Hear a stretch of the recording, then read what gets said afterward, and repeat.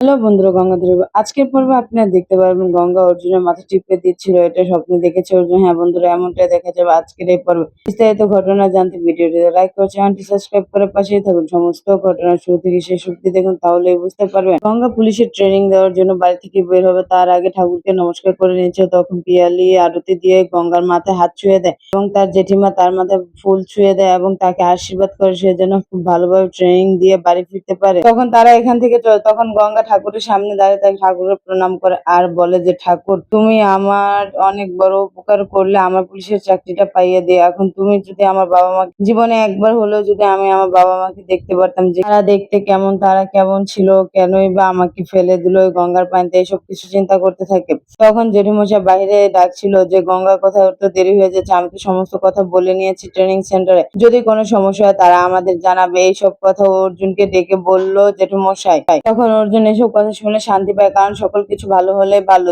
আর এইদিকে তখন অর্জুনকে বললো যে দেরি হয়ে যাচ্ছে, গঙ্গাকে ডাকো। তখন অর্জুন গঙ্গাকে ডাকতে, গঙ্গা কোথায় গেলে, তাড়াতাড়ি এসো, দেরি হয়ে যাচ্ছে। তখন পিয়ালি জেঠিমা আর গঙ্গা বাহিরে বের হয়ে আসলো। তখন তার জেঠু বলল, তুমি কোনো চিন্তা করো না, সমস্ত কথা আমি বলে রেখেছি, ওখানে তোমার কোনো সমস্যা হবে না, সকল কিছু ঠিক হবে, কারণ ওইখানে সবকিছু আমার পরিচিত, আমি সবার সাথে কথা বলে নিয়েছি, কোনো সমস্যা হলে তুমি তাদের বলতে পারো, তোমার মাথায় আমার হাত সবসময় আছে, তুমি চিন্তা করো না। তখন সে বলল, আপনার এই হাত থাকলে হবে, তাহলে আমার আর কোন চিন্তা। তখন সে এক একে করে তার জেঠিমশাইকে প্রণাম করলো, জেঠিমাকেও প্রণাম করলো, অর্জুনকেও প্রণাম করলো। তখন অর্জুন বলল, আরে পাগলি মেয়ে কি করছো, থাক। তখন অর্জুন বলল যে, চলো এবার, আমাদের সময় হয়ে গেছে, অনেক দেরি হয়ে যাচ্ছে। আর পিছনে থেকে তাকিয়েছিল ঝুমকি। ঝুমকিকে দেখে গঙ্গা কাছে টেনে নিয়ে আসলো এবং সকলের সামনে বলল যে, তুই চিন্তা করিস না, এখানে তো সবাই আছে, সবাই তোদের খেয়াল রাখবে। তখন পিয়ালিকে ডেকে বলে, পিয়ালি দি তুমি একটু আমার মাসিমণির আর ঝুমকির খেয়াল রেখো। তখন অর্জুন বলল, এত চিন্তা করো না তুমি, সমস্ত কিছু ঠিক হবে, কারণ আমরা সকলে এখানে আছি তাদের দেখার জন্য, তাদের কোনো সমস্যা হবে না, এইসব নিয়ে তোমার চিন্তা করতে পার, তুমি শুধু তোমার ট্রেনিং এ ফোকাস দাও। এইসব কথা বলে অর্জুন গঙ্গাকে নিয়ে বের হয়ে গেল। গঙ্গা তখন কান্না করতে থাকে, গাড়িতে বসেও গঙ্গা কান্না করছে। তখন অর্জুন বলছে, এবার মনে হয় শহরে বন্যা হয়ে যাবে, যে পরিমাণে কান্না করছো তুমি, এতে তাই মনে হচ্ছে। তখন গঙ্গা বলে, আমি তো কখনো আমার ফ্যামিলি ছেড়ে থাকিনি, তাহলে এতদিন কিভাবে থাকবো এত দূরে। তখন সে বলল যে, ফ্যামিলি, ঠিক করে কথাটা বলো, তুমি তো ঠিক করে উচ্চারণও করতে পারো। তখন গঙ্গা বলে, এখন আপনি আমার উচ্চারণ নিয়ে পড়ে আছেন, আমার কষ্ট হচ্ছে সেটা আপনি বুঝতেই পারতেছেন না, কারণ আমি কখনো আমার পরিবারের কাউকে ছাড়া দূরে থাকিনি। মেটেগঙ্গায় থাকতে মা আর সকলে মিলে একসাথে থাকতাম, আর এখানে এসে আপনাদের এত বড় পরিবার নিয়ে আমি একসাথে থাকি, আমি কখনো একা থাকার কোথাও অভিজ্ঞতা নেই, এই প্রথম আমি বাড়ি থেকে বের হয়েছি একা কোথাও থাকার উদ্দেশ্যে। তখনই দেখা যায় যে ট্রেনিং সেন্টারের সামনে গাড়িটি এসে থামে এবং গঙ্গাকে নিয়ে অর্জুন গাড়ি থেকে নামে। তখন গঙ্গাকে বারবার করে ভালোভাবে বুঝিয়ে দিচ্ছিল অর্জুন, এখানে কিন্তু স্যাররা অনেক কড়া, তারা কিন্তু ভুল হলে পানিশমেন্ট দিবে, শাস্তি দিবে, এইসব নিয়ে তুমি টেনশন করো না, একটু সমস্যা হলে তারা বাধা দিবে, এটাই স্বাভাবিক, কারণ এটা হচ্ছে ট্রেনিং এর জায়গা, এখানে যদি তুমি ট্রেনিং ফুলফিল না করতে পারো তাহলে পুলিশের চাকরি তুমি করতে পারবে না। এই বলে অর্জুন গঙ্গাকে একটু জড়িয়ে ধরলো। গঙ্গা মনে মনে খুশি হয়ে গেল যে স্যার আমাকে জড়িয়ে ধরে অল দ্য বেস্ট জানালো। এই বলে তখন অর্জুন ওখানে দাঁড়িয়ে থাকে আর গঙ্গাকে বলে যে, তুমি এখন যাও। তখন গঙ্গা একটু দূর এগিয়ে গিয়ে আবার ছুটে অর্জুনের কাছে আসে। তখন অর্জুন জিজ্ঞেস, কি হয়েছে, কিছু কি রেখে গেছো?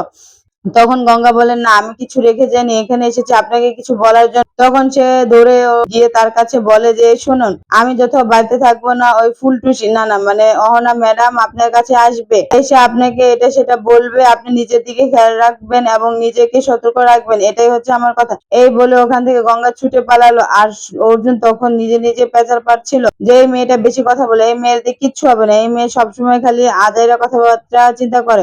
এই বলে সে দেখে আশেপাশে মানুষ তার দিকে তাকে, তখন সে গাড়ির দিকে যায়, সে গাড়িতে করে চলে যায় এবং গঙ্গা ভিতরে এসে আড়াল থেকে দেখছে যে অর্জুন কি বলছে, এবং সে শুনে বলে যে, সমস্যা নেই, এখন তার আমি সামনে নেই, আমাকে বকতে পারবে না, যা করার করুক, আমার বলা দরকার ছিল আমি তো বলে দিয়েছি। আর তখনই বন্ধুরা দেখা যাবে যে গঙ্গা ট্রেনিং সেন্টার ভিতরে ঢুকে এবং ঢুকে সেখানে স্থির হয়ে দাঁড়িয়ে থাকে, বলে যে, এই লোকটার কারণে আমি এত দূর অব্দি আসতে পেরেছি এবং পুলিশের চাকরির জন্য ট্রেনিং সেন্টারে ঢুকেছে। তখন একজন শিক্ষক তাকে ডাক দিল যে এখানে দাঁড়িয়ে আছো কেন, কিছু বলবে? তখন সে করে থাকে, তখন সে তাকে কাছে ডাকে এবং বলে যে এদিকে আসো, তোমার নাম কি বলো? তখন সে বলে আমার নাম গঙ্গা পাল। বলে তোমার লেটার দাও। তখন সে তার অ্যাপ্লিকেশন লেটারটা দেয় তার হাতে। তখন সে দেখে বলে যে তোমার রুম কোথায়, আমি তোমাকে বলেছি এখানে যাও। তখন সে বলে যে তোমার রুমটা হচ্ছে বি ব্লকে, তুমি এখন থেকে বি ব্লকে থাকবে। বি ব্লকে গিয়ে দেখবে কিছু মেয়েরা দাঁড়িয়ে আছে, ওখানে যাও। তখন সে বি ব্লকে আসে এবং এখানে 3টা মেয়ে দাঁড়িয়ে ছিল, তারা নিজেদের মধ্যে কথা বলছিল। তখন তারা গঙ্গাকে দেখে বলে, গঙ্গা এসে জিজ্ঞাসা করে এটা কি বি ব্লক? তখন তারা সকলে বলে হ্যাঁ এটাই বি ব্লক, তুমি কি এখানে আমাদের সাথে থাকবে? তাহলে বি ব্লকের বাসিন্দা হয়ে গেলাম আমরা সবাই। একে একে করে তারা সকলে তাদের নাম বলে গঙ্গার সাথে হাত মেলে। তখন তারা বলে যে তুমি তো এসেই সবার নাম জেনে গেলে, তাহলে কি তোমার নামটা বলবে? তখন গঙ্গা বলে আমার নাম গঙ্গা। পাশে থেকে আরেকজন বলে তোমার কি মন খারাপ নাকি? তখন সে বলে যে কখনো তো বাড়ির কাউকে ছাড়া এত দূরে থাকিনি, এখান জন্যই আমার একটু মন খারাপ। তখন তারা বলে যে কি তোমার কি নতুন বিয়ে হয়েছে নাকি? তখন গঙ্গা মুচকি হাসে যে তার তো নতুন বিয়ে হয়েছে, তারা বুঝতে পেরে গেছে। আর তখন দেখা যায় গঙ্গা মাটি ছুঁয়ে নমস্কার করে নিল, কারণ এই জায়গায় আসার যোগ্যতা তার ছিল না। এই যোগ্যতা অর্জুন স্যারই বানিয়ে দিয়েছে, এখানে আসার, এখানে থাকার, এখানে করে পুলিশের চাকরি নেবার। তখন একজন আসে, এসে বলে যে তোমরা সকলে বি ব্লকে থাকবে, আমাদের কথা মতন চলবে। আমি এখানে আবাসিকের, আমি হচ্ছে কোচ গার্ড, আমার কথা না শুনে, আমার নিয়ম কানুন না মেনে এখানে তোমরা চলতে পারবে না, কারণ এখানে সকল নিয়ম কানুন রোজ মোতাবেক চলতে হবে, না হলে তোমরা সম্পূর্ণ করতে পারবে না। তখন সে বলে যে তা আচ্ছা, যাওয়ার আগে তোমাদের সকলের নামগুলো একটু শুনে। তখন একে একে সকলে তাদের পরিচয় দিতে থাকে। তখন দেখা যায় যে সে তাদের কথা শুনে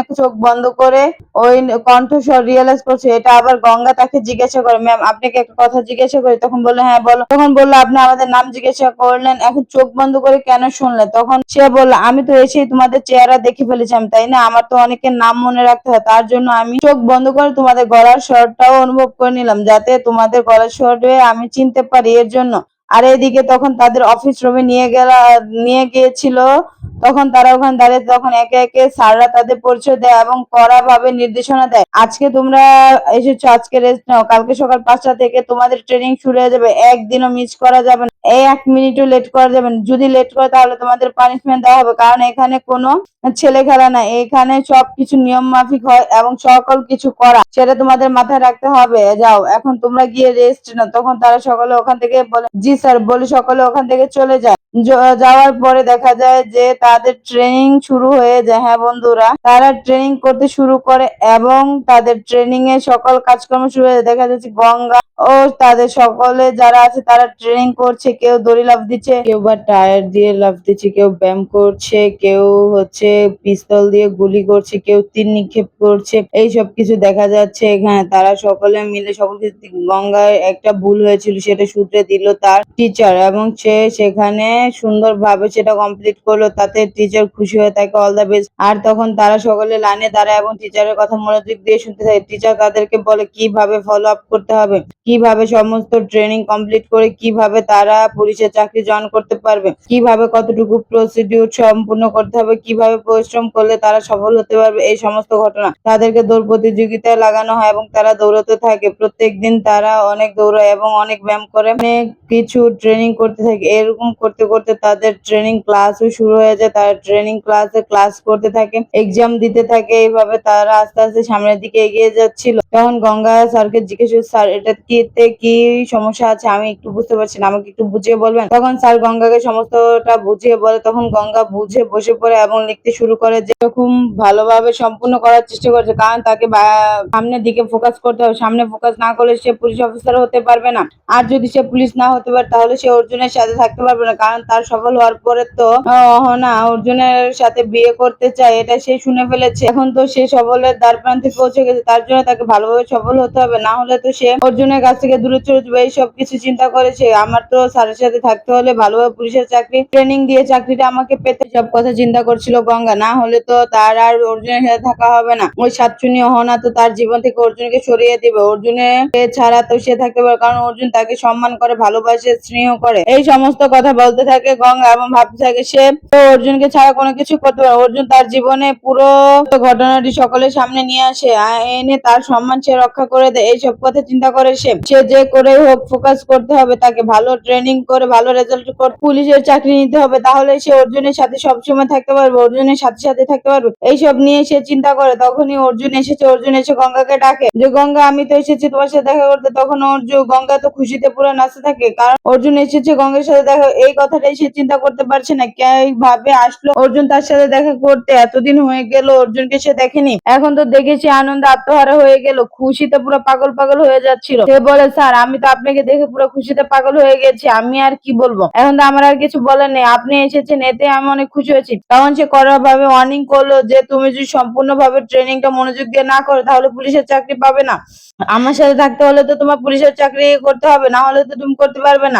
অহনা তো অনেক চাপ দিচ্ছে অর্জুনকে বিয়ে করার জন্য। এই সবকিছুই দেখেছিল গঙ্গা। গঙ্গা দেখেছিল যে অর্জুনকে কিভাবে প্রেসারাইজ করছে অহনা। অহনা এখন চায় গঙ্গা বাড়ি থেকে সরে যাক, সরে গেলেই তো অর্জুনকে সে বিয়ে করবে। অর্জুনের জীবনে অহনা গঙ্গাকে রাখতে চায় না, তাহলে তো অহনার মনস্কামনা পূর্ণ হবে না। অহনা তো চায় অর্জুনের সাথে সংসার করতে, অর্জুন তো চায় না গঙ্গাকে ছেড়ে অহনার কাছে থাকতে, কারণ গঙ্গাকে সে অনেক ভালোবেসে ফেলেছে মনে মনে, কিন্তু এটা প্রকাশ করতে পারছে না। গঙ্গাও তো অর্জুনকে অনেক ভালোবাসে, সবসময় গঙ্গা ভালোবাসা দিয়েই অর্জুন দিকে চেয়ে থাকে এবং অর্জুনকে সকল বিপদ আপদ থেকে রক্ষা করে থাকে গঙ্গা। এইসব কিছু চিন্তা করছিল গঙ্গা। গঙ্গা ট্রেনিং এ গেছে, এই সুযোগটা কাজে লাগাতে চায় অহনা। অহনা কাজে লাগিয়ে অর্জুনকে ট্র্যাপে ফালিয়ে বিয়ে করতে চায়, কিন্তু অর্জুন তো সেটা কখনোই করতে দিবে না, কারণ সে তো মনে মনে গঙ্গাকে পছন্দ করে, অহনাকে পছন্দ করে না। তার জন্য সে অহনার থেকে দূরে দূরে থাকার চেষ্টা করে, কিন্তু অহনা বারবার তার কাছে আসে এবং তাকে চাপ দেয়। প্লিজ ভিডিওতে লাইক করে চ্যানেলটি সাবস্ক্রাইব করুন।